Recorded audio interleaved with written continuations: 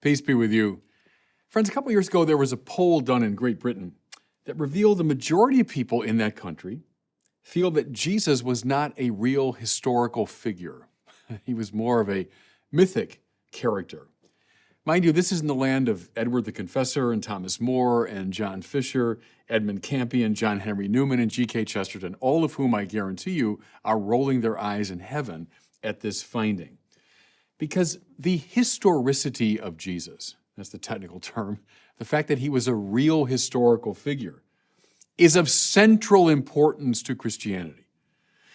There are all kinds of spiritual systems that trade in mythic language, that are kind of legendary, that use certain literary texts that bear a spiritual truth.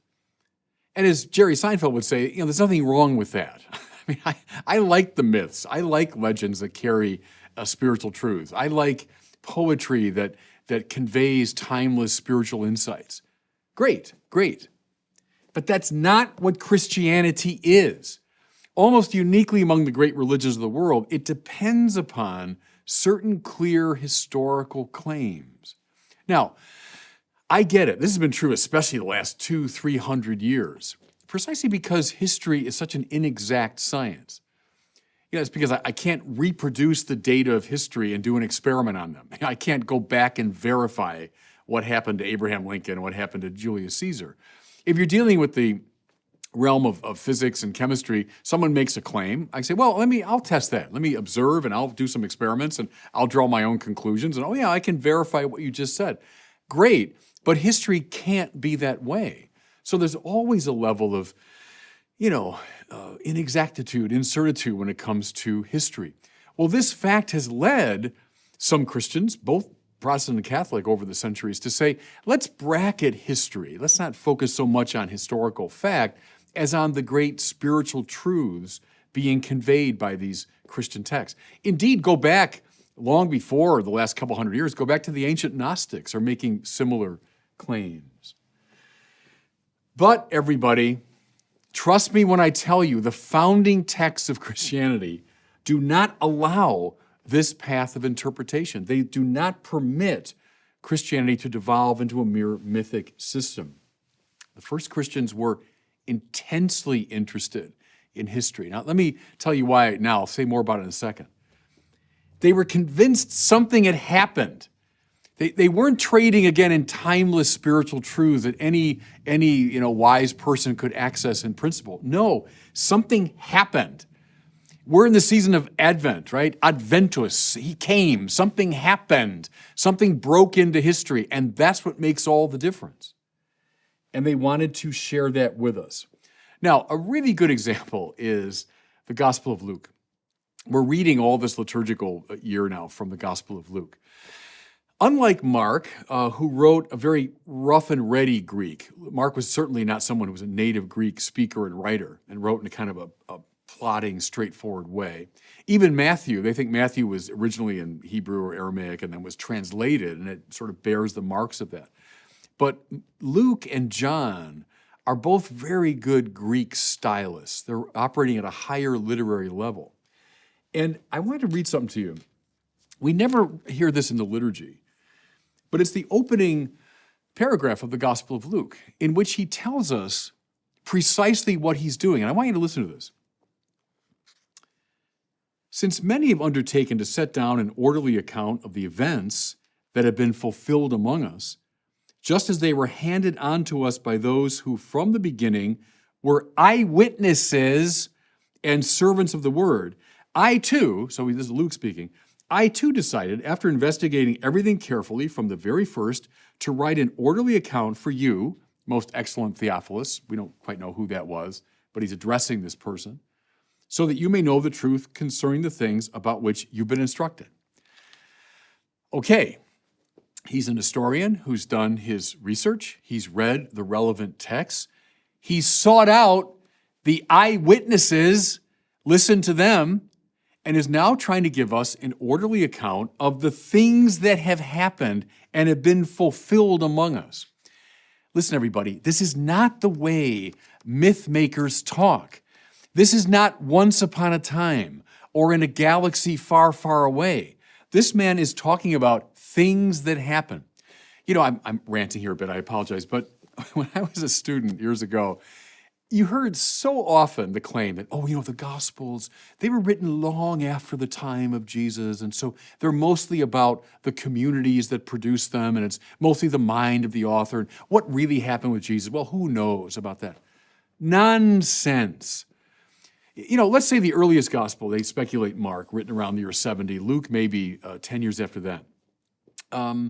What if I were sitting down right now to write a definitive history of the JFK assassination, now almost, 60 years ago? And I said, look, I've read all the books, I've read all the articles, all the research. I've talked to eyewitnesses. There are still some around. I spoke to a priest from Dallas some years ago who was a teenager in the parade that day when JFK went by. There are people still around who were eyewitnesses. Would you say I was writing a book of mythology?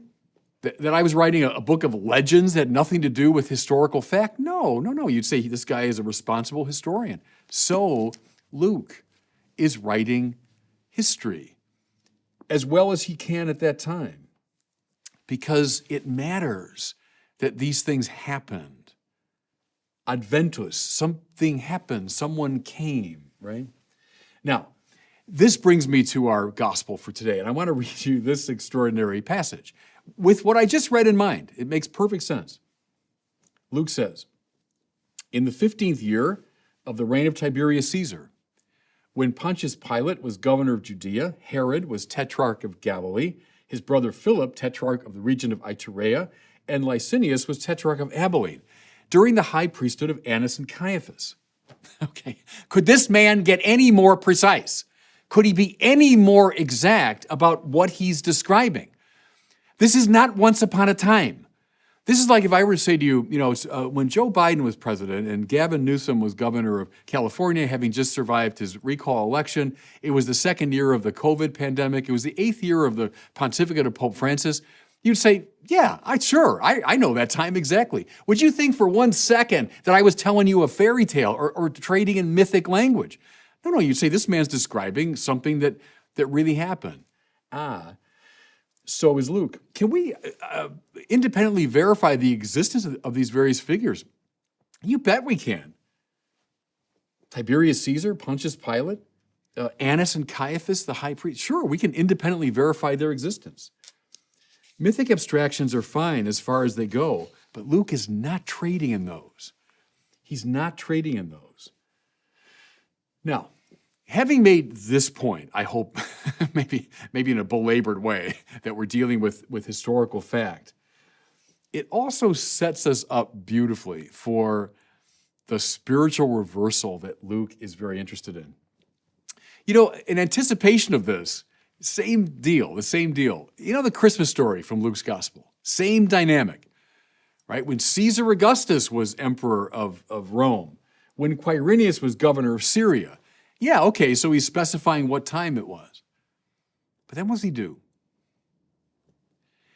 The story I'm telling you, though I'm placing it historically, but it's not about Caesar Augustus. It's not about Quirinius.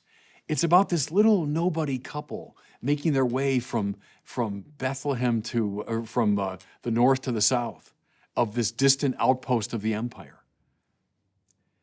Luke, on purpose, reverses what you'd expect from an ancient historian. Ancient historians didn't write about common people. They wrote about the high and mighty. Luke is suggesting something extraordinary, everybody. When God breaks into history, he turns it upside down.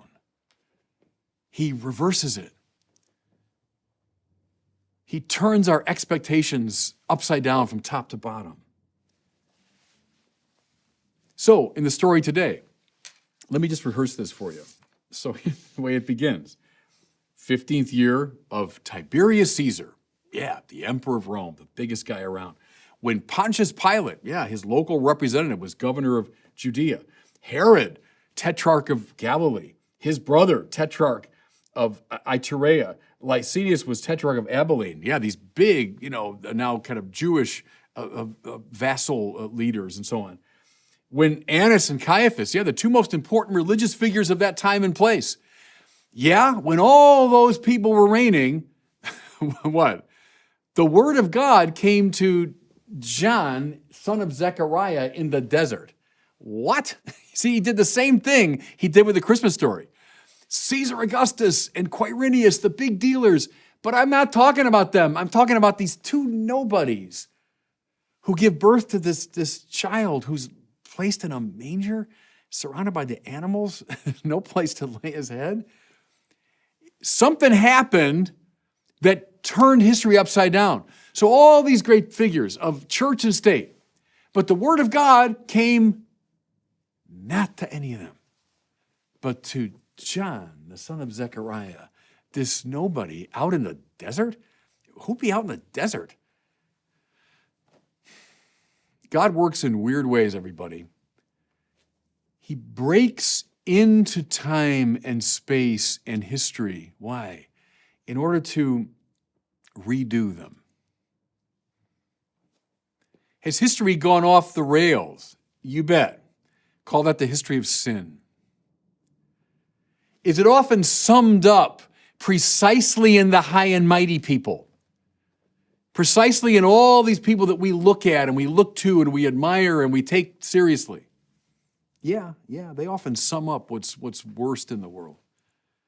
And so when the Word of God breaks into time and space and human history, it does it in a way that turns everything upside down. Where, by the way, is this great story going to reach its climax?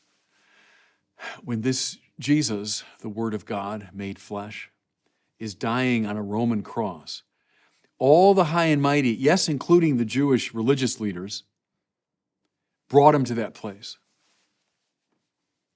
But where's God? He's not with those people. He's not with the ones that we look to and admire, but rather he's there. That criminal dying on a Roman cross, that's where he is. You see the danger, everybody, in turning Christianity into a mythic system? The high and mighty of the world breathe a sigh of relief. You see what I'm saying? Oh yeah, it's one more harmless religious story. But when you say, no, we're not dealing with myths here. We're dealing with something that happened. Something happened. Someone came. That means the high and mighty, who are often embodiments of sin and injustice, they start trembling in their boots because it really happened. God broke through in a way that reworks everything, that turns everything upside down. That's why the story that people like Luke is telling matters so much. That's why it matters that he's a careful historian, recounting for us a real adventus, something that came and happened in history. And God bless you. Thanks so much for watching. If you enjoyed this video, I invite you to share it and to subscribe to my YouTube channel.